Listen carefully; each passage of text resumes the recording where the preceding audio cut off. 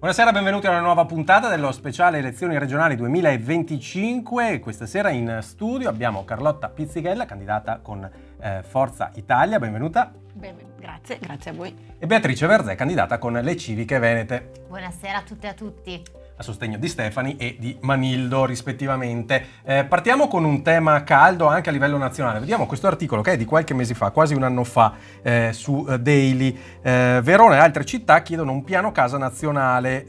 Serve un piano casa nazionale, l'hanno chiesto diversi assessori. Per Verona c'era Luisa Ceni, assessori e sindaci del territorio di varie città italiane e si sono presentate a Roma appunto per chiedere un incontro al ministro. Nelle nostre città il diritto alla casa è messo in discussione e con esso il godimento di molti diritti: salute, lavoro, studio, avere una vita degna. Ecco, ovviamente la casa è un po' la base per tutto, se manca quella cadono poi anche altre cose. Parto con Verzé, che ovviamente fa parte dell'amministrazione, che ha chiesto anche questa iniziativa. Perché è importante il diritto alla casa e anche, insomma, ne ha parlato anche nella sua personale campagna elettorale.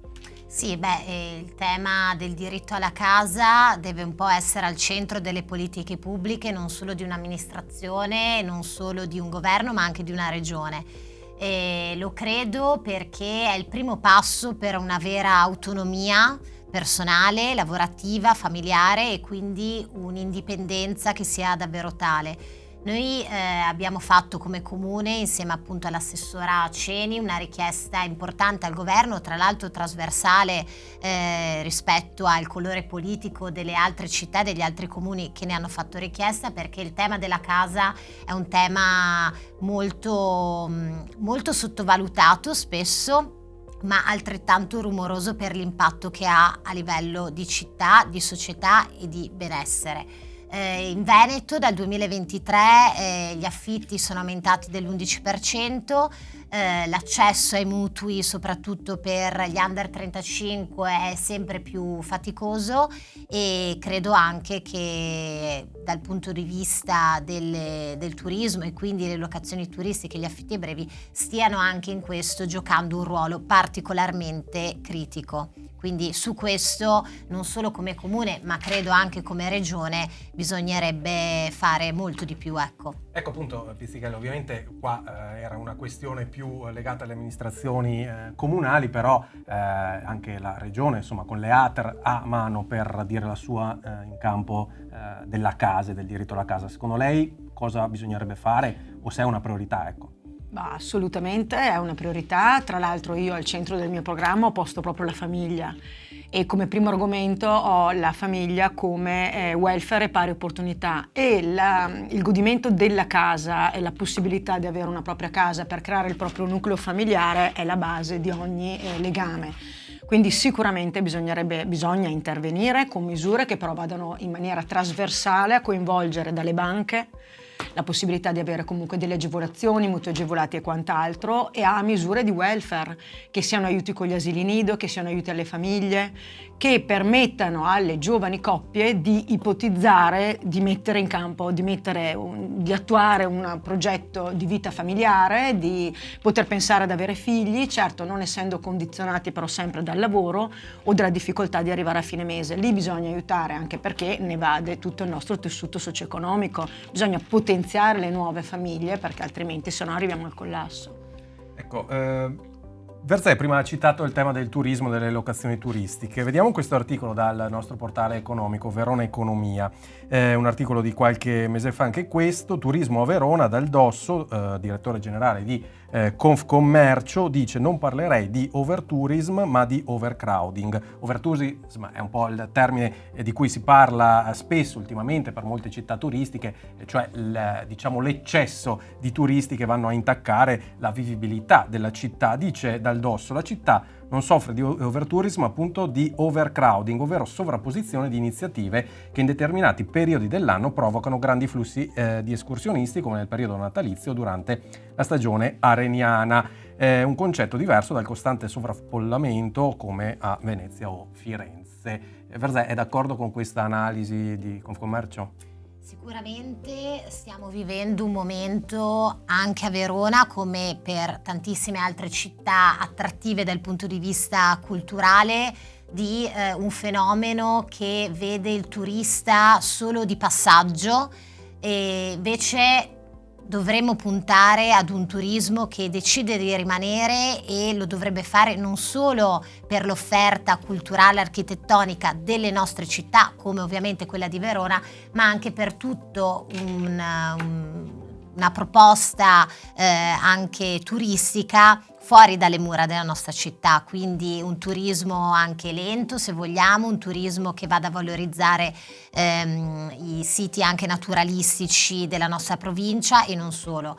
Credo che la Regione in questo abbia puntato moltissimo in questi anni sul fare i numeri, cioè essere anche sulla cresta dell'onda rispetto a quanti turisti hanno visitato le nostre città d'arte, puntando invece un po' meno sul tema della qualità. Io credo che questo sia un cambio di passo importante da fare. Ovviamente si parte dalle nostre città, ma i nostri comuni e le nostre città da sole possono fare gran poco. Sicuramente allargare l'offerta turistica è un primo passo, sicuramente cercare di porre un po' un equilibrio tra le tante manifestazioni, i tanti eventi che ci sono a livello cittadino è importante, e su questo credo lo sforzo sia massimo anche a livello di amministrazione.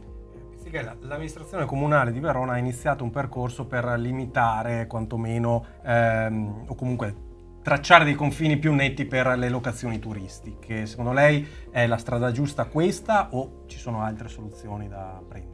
Ma per il problema di overtourism, che secondo me è overtourism, non tanto la sovrapposizione di eventi, a mio avviso il vero problema è che abbiamo allo stato attuale un turismo mordi e fuggi, cioè un turismo di bassissima qualità. Ma perché? Perché manca completamente l'offerta culturale. Portate pazienza, ci sono manifestazioni, grandi manifestazioni, sagre di mercati e quant'altro, ma manca completamente un'offerta culturale di alto livello che mi faccia portare, elevare il turismo ad un livello più elevato, e ciò comporterebbe un restare in loco in maniera più continuativa, rimanere più tempo, più giorni, ripeto, non quella specie di ondata predatoria delle persone che arrivano, guardano e scappano. Ma perché? Perché io al tempo ero presidente della Commissione Commercio e Turismo di Verona, della prima circoscrizione. Il problema del avere questo turismo mordi e fuggi è proprio quello che non lascia nulla alla città, comporta danni, quindi bisogna fare un'operazione prima di tutto di offerta di un palinsesto culturale certamente più ricco rispetto a quello che si è fatto fino adesso, ma bisogna anche veicolare secondo me il turismo, rivedere anche semplicemente le indicazioni turistiche proprio all'interno della città, cercare di non spingere tutte le persone sempre solo in via Mazzini, via Cappello, insomma cercare di ristudiare anche la maniera in cui si muove il turista in città. Detto questo, per le locazioni turistiche ritengo che sia necessaria una regolamentazione, perché si sta esagerando, però tenendo presente che la regolamentazione non deve avere un effetto retroattivo, perché insomma la proprietà privata, le persone hanno investito, hanno ipotizzato degli investimenti a lungo termine, quindi riterrei che, mi raccomando, misure non retroattive. Poi quali siano le misure è difficile da dire, so che c'è stata l'ipotesi forse del bloccare il cambio di destinazione, ipotizzare un cambio di destinazione turistico, però va un po' forse a condizionare il diritto di proprietà in maniera un po' troppo invasiva, insomma il proprietario deve essere un po' lasciato libero, non è che puoi dire questo tipo di turismo lo puoi fare, questo tipo di accoglienza no. Quindi su quello secondo me lo strumento andrebbe rivisitato e rivisto, poi che ci voglia una regolamentazione o una limitazione sì, però ripeto senza effetto retroattivo. Stichella un po' accusava forse l'amministrazione di una mancata regia, di un mancato stimolo all'ambiente culturale veronese. Prende questa accusa? Ma io credo che siamo eredi di anni in cui si è investito molto poco dal punto di vista culturale e dell'offerta culturale. Credo che siano, come tutte le cose, dei processi anche a medio-lungo termine che un'amministrazione e una giunta mette in atto. Io credo che dei primi importanti semi siano stati piantati in città, e credo ci sia anche bisogno, insomma, di vedere questi semi germogliare, speriamo nel più breve tempo possibile. Aggiungo, rispetto al tema della regolamentazione degli affitti brevi, giusto per completare il ragionamento, che è evidente che non è solo quella misura che risolve il tema dell'abitare e dell'accesso alla casa, è una delle misure, tenendo assolutamente conto che manca a livello nazionale una legge, una regolamentazione sugli affitti brevi, che stiamo aspettando, e l'invito anche l'anno scorso dei tanti assessori e sindaci a Roma è anche in quella direzione lì. E dall'altra parte è evidente che una spinta anche su quel fronte debba essere fatta con coraggio, e quel coraggio mi sento di dire che lo stiamo mettendo in campo. Vediamo un altro articolo. Tutti vogliono la città metropolitana a Verona. Questo è un articolo di addirittura 2 anni fa.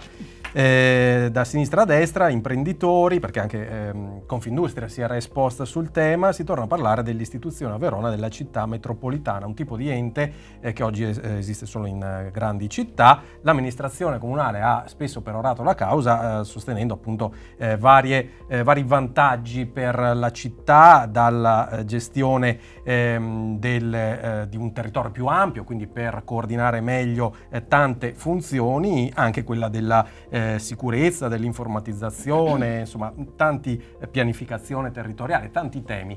Pizzichella, cosa ne pensa di questa proposta? Perché finora è rimasta solo proposta. Esatto, allora parliamone, nel senso è rimasta solo proposta. Ritengo che il percorso per arrivare alla città metropolitana sarà lungo e tortuoso, perché sicuramente anche altre città vorranno fare la stessa cosa, o addirittura alcune osteggeranno questo percorso.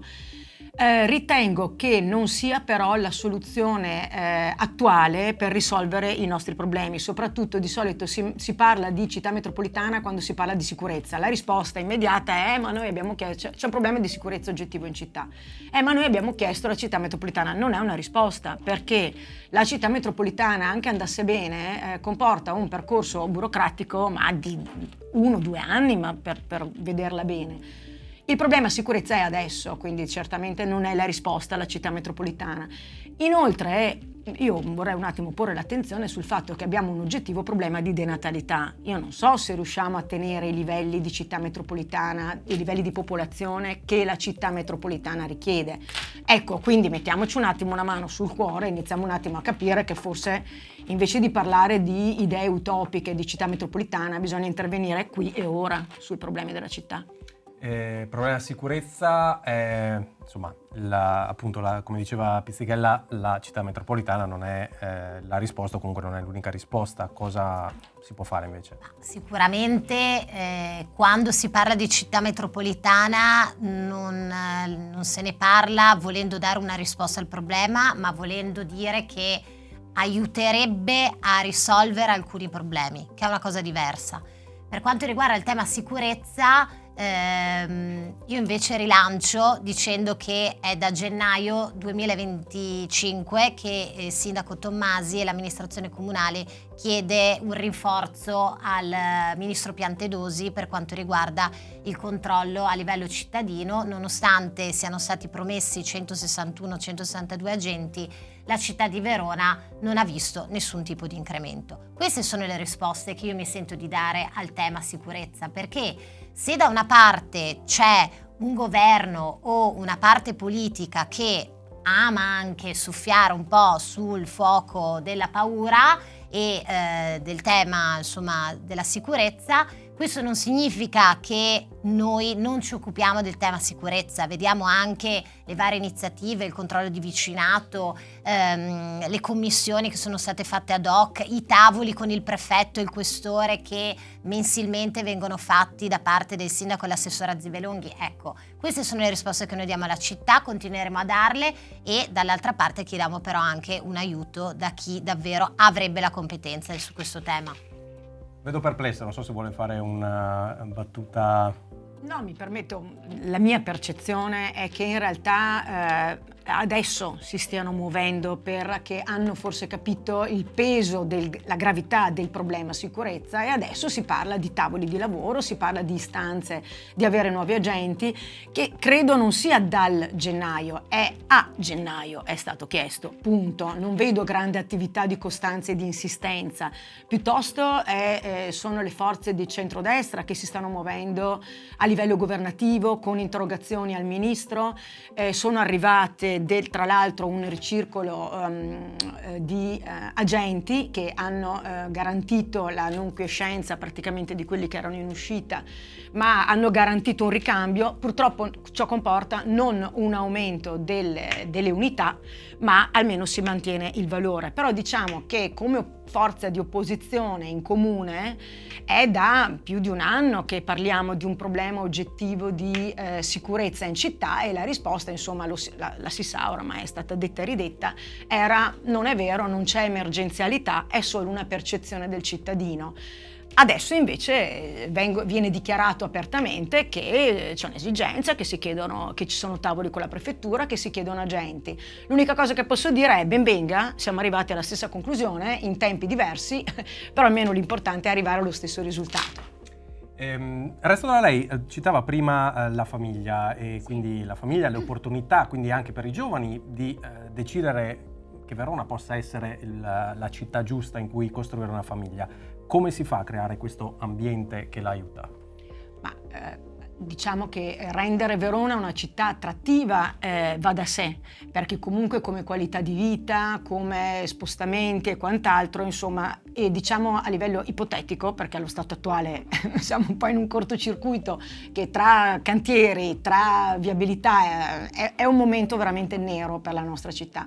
Renderla attrattiva a lungo termine per i giovani è una ottima qualità di vita, è una città che si presta comunque ad avere tutti i servizi, è su un crocevia che ti permette di metterti in comunicazione con il mondo, però bisogna assolutamente iniziare a mettere in atto delle misure che aiutino proprio i giovani, sia a livello lavorativo, sia a livello di assistenza alla famiglia, con servizi di asili nido, con servizi di welfare, di lavoro accessibile,